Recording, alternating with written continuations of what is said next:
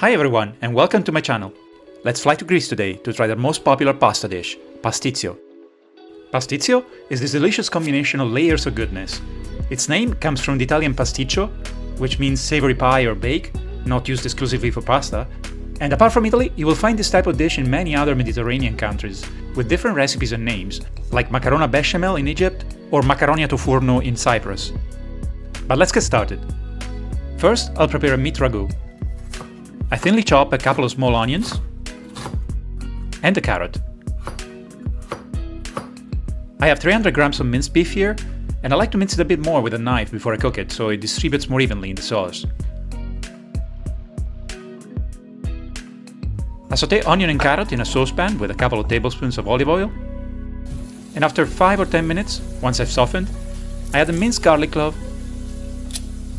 and then the meat.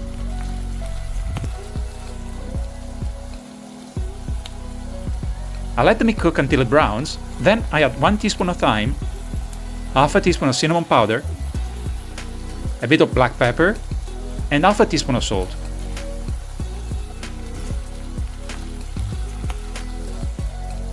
Lastly, I add half a glass of white wine, and I let it evaporate. I'm already tempted to eat it as it smells so nice. Instead, I add 250 grams of passata, 1 bay leaf, and a glass of water.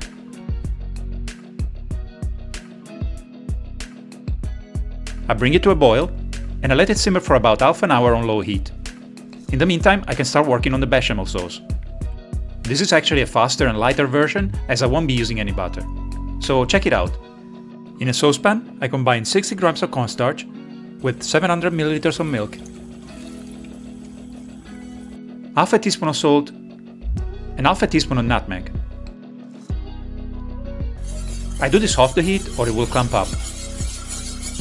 Then I transfer it to the hob on medium to low and stir until the sauce thickens. It's important to keep stirring at this stage because cornstarch doesn't dissolve in a cold liquid.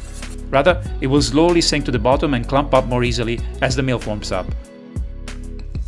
And here it is, ready in 5 minutes. Now I can cook the pasta. 180 grams of macaroni in salted water, making sure I take it out while it's still quite al dente, as it will complete the cooking process in the oven.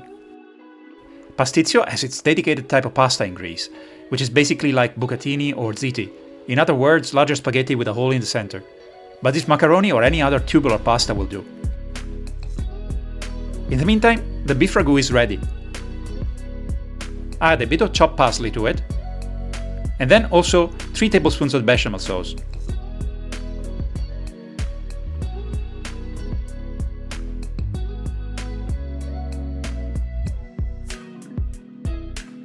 As for the remaining bechamel sauce, I add in 50 grams of grated parmesan cheese and 1 whole egg.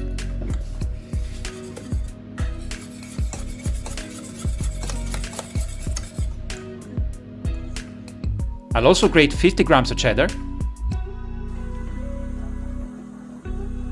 and roughly chop 100 grams of feta.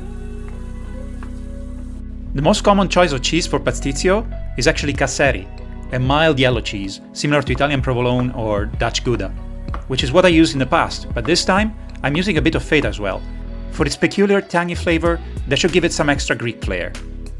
And it's finally time to assemble my pastitsio. First off, I mix the pasta with a bit of olive oil in an oven tray, then I add cheddar, feta, and 1 egg. I mix it until cheese and egg are well distributed, and I flatten it out. Then I add a layer of meat sauce. One noticeable difference with most Italian pasta bakes is this clear separation between pasta and sauce. Italian pasta bakes generally mix them together. Pastitsio sometimes features an extra layer of pasta on top of the meat sauce, but I'll keep it simple, also considering I'm using a small tray. Now I top it all off with a bechamel sauce.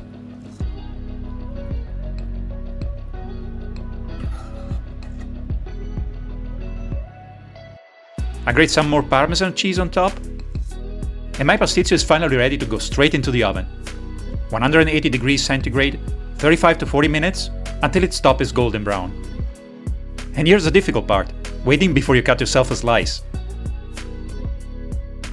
As mouth-watering as it is, pasticcio should be allowed to cool down for at least 30 minutes, to let the bechamel layer settle and stay firm and tall. Oh, this is definitely worth the wait. Creamy, full of flavor from the ragout and the 3 types of cheese. Such a perfect Sunday bake. This is one of those dishes that are just as good or even better the next day, but I'm pretty sure we will finish it all today. Otherwise, it can also be frozen, either before or after baking. Will you give it a try? Let me know in the comments. And if you like this video, don't forget to hit the like button and subscribe. So, where are we going next?